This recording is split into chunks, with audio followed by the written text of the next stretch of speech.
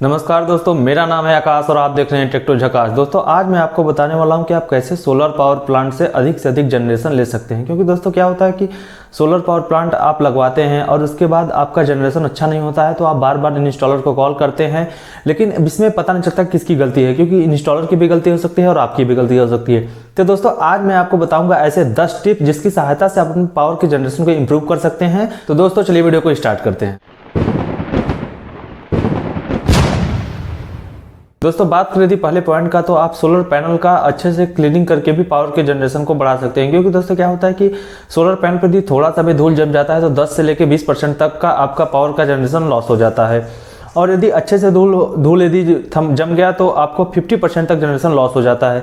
तो दोस्तों आपको इस बात का ध्यान रखना चाहिए, सोलर पैनल का क्लीनिंग 3 से लेकर 5 दिन के अंदर ही कर देना चाहिए। यदि बहुत ज़्यादा डस्ट वाला आपका एरिया है तो 1 या 2 दिन के भी अंदर के। लेकिन दोस्तों आपको सबसे बड़ी बात ध्यान में रखने वाला है कि सोलर पैनल की क्लीनिंग सुबह के 6 बजे के पहले और शाम को 6 बजे के बाद ही करना चाहिए। क्योंकि दोस्तों क्या होता है कि यदि आप धूप में ही पानी उस पर डाल देते हैं तो ग्लास टूट सकता है, इसलिए इस बात का आपको ध्यान रखना है। दोस्तों आप एक अच्छे इंस्टॉलर से भी सोलर पावर प्लांट इंस्टॉल करवा के अच्छा जनरेशन प्राप्त कर सकते हैं। क्योंकि दोस्तों क्या होता है कि आज मार्केट में ऐसे इंस्टॉलर हैं जो अच्छे काम करते हैं और बुरे काम भी करते हैं। तो दोस्तों आपको मार्केट जाना है, अपने आसपास के मार्केट में जितने भी इंस्टॉलर हैं उनको क्या करना है कि आपसे उन सबसे रेट लेना है और क्या क्या सामान दे रहे हैं, किस कंपनी का दे रहे हैं।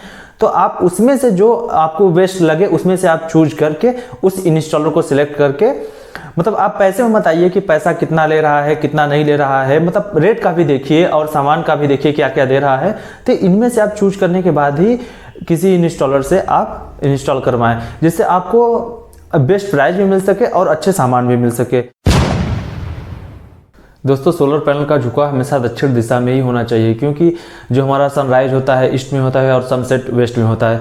तो दोस्तों उस पर ऐसे क्या होता है कि जो हमारा सोलर पैनल है उस पर पूरा धूप लगता है। यदि ऐसा नहीं होता है तो पावर का जनरेशन नहीं होता है। क्योंकि दोस्तों कभी कभी क्या होता है कि जो सोलर पैनल लगा होता है वो डायरेक्ट छत पर ही रख देते हैं या फिर किसी और एंगल पर लगा देते हैं। तो दोस्तों जो एंगल लगाने का है सोलर पैनल वो 15 से लेकर 25 के बीच में लगाना चाहिए। तो इस प्रकार से आपका जो जनरेशन है वो पूरा प्रॉपर होगा और आपको पावर अच्छी मिलेगी। दोस्तों जहां पर आप सोलर पैनल इंस्टॉल करवा रहे हैं, जैसे अपने छत पे करवा रहे हैं या किसी प्लॉट है जो ज़मीन है उस पर करवा रहे हैं, तो वहां पर किसी भी प्रकार का शैडो नहीं आना चाहिए। क्योंकि यदि दोस्तों शैडो आता है तो उसमें जनरेशन जो पावर का होता है वो लॉस होता है। यदि सोलर पैनल के किसी भी एक सेल पर भी यदि शैडो आ गया, मतलब छाया आ गया, तो मान लीजिए कि 10 से लेकर 20% 30% तक का जनरेशन लॉस हो जाता है। तो दोस्तों इस बात का पूरा ध्यान रखना चाहिए। और हाँ, इन्वर्टर के साथ कभी भी छेड़छाड़ नहीं करना चाहिए। दोस्तों आज मार्केट में 2 प्रकार के सोलर चार्ज कंट्रोलर उपलब्ध हैं। पहला है PWM और दूसरा MPPT। जो PWM है वो पुरानी टेक्नोलॉजी है जिससे कि आपको पावर को बूस्ट करने की उसमें क्षमता नहीं होती है, लेकिन जो MPPT है उसमें पावर के बूस्ट करने की क्षमता होती है। और PWM की अपेक्षाकृत 30% मतलब 30% तक बिजली वो पावर जो है अधिक बनाता है, क्योंकि उसमें पावर को ट्रैक करने की और पावर को बूस्ट करने की क्षमता होती है।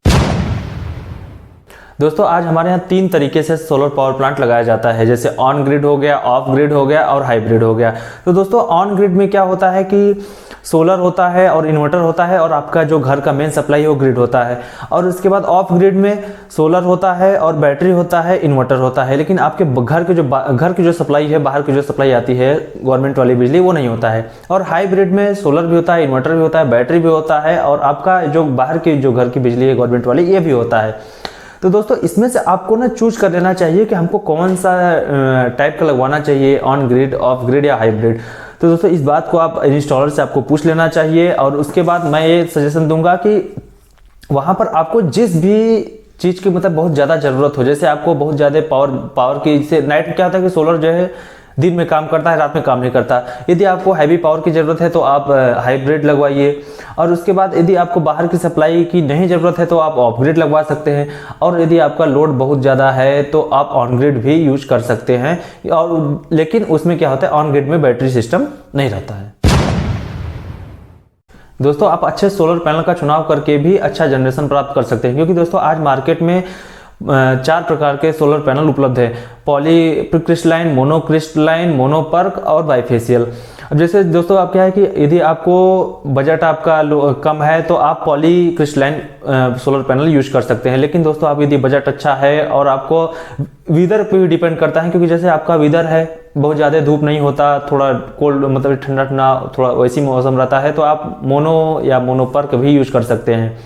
और यदि आपका स्पेस कम है तो बाईफेशियल यूज कर सकते हैं। तो दोस्तों इस प्रकार से आप अपने इंस्टॉलर से बात करके अच्छा से अच्छा जनरेशन प्राप्त कर सकते हैं। दोस्तों जहां भी सोलर पैनल लगा है वहां से इन्वर्टर की दूरी को भी कम रखना चाहिए, क्योंकि दोस्तों जितना ही कम रहेगा उतना पावर लॉस कम होगा, क्योंकि जितनी दूर से यदि आता है आपका वायर इन्वर्टर के पास उतना ही पावर लॉस होगा, क्योंकि वायर बढ़ जाता है।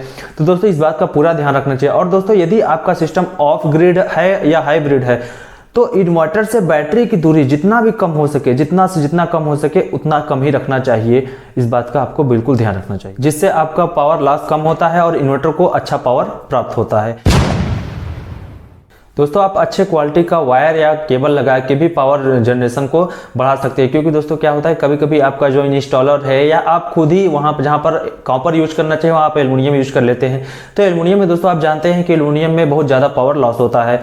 तो दोस्तों इस बात का ध्यान में रखते हुए आपको कॉपर वायर ही यूज करना चाहिए। और दोस्तों अगर आपको सोलर पैनल से लेके इन्वर्टर तक के जो बीच की दूरी का वायर है उसको आपको डीसी डबल इंसुलेशन वाला वायर ही यूज करना चाहिए, जैसे सुरक्षा की दृष्टि से प्लस वो कॉपर वायर होता है।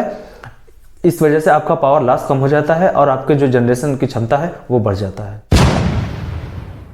दोस्तों सोलर पैनल के वायर को जोड़ने के लिए MC4 कनेक्टर या फिर थिम्बल का यूज करना चाहिए, क्योंकि वैसे वायर ढीला नहीं होता है और आग लगने का चांस नहीं होता है। इस बात का पूरा ध्यान रखना चाहिए। और दोस्तों आपका सोलर पैनल जो है बाहर होता है तो वहाँ पर बारिश की बूंदें भी गिरती हैं। इस वजह से आप यदि आप ऐसे ही टेप लगा देते हैं, जोड़ लगा करके टेप लगा देते हैं तो उसमें पानी जाने का डर रहता है। लेकिन MC4 कनेक्टर पूरी तरह से वाटर प्रूफ होता है, इस वजह से वहाँ पर MC4 कनेक्टर लगवाना ना भूलें। इस बात का पूरा ध्यान रखना चाहिए और इसमें पावर लॉस भी कम होता है।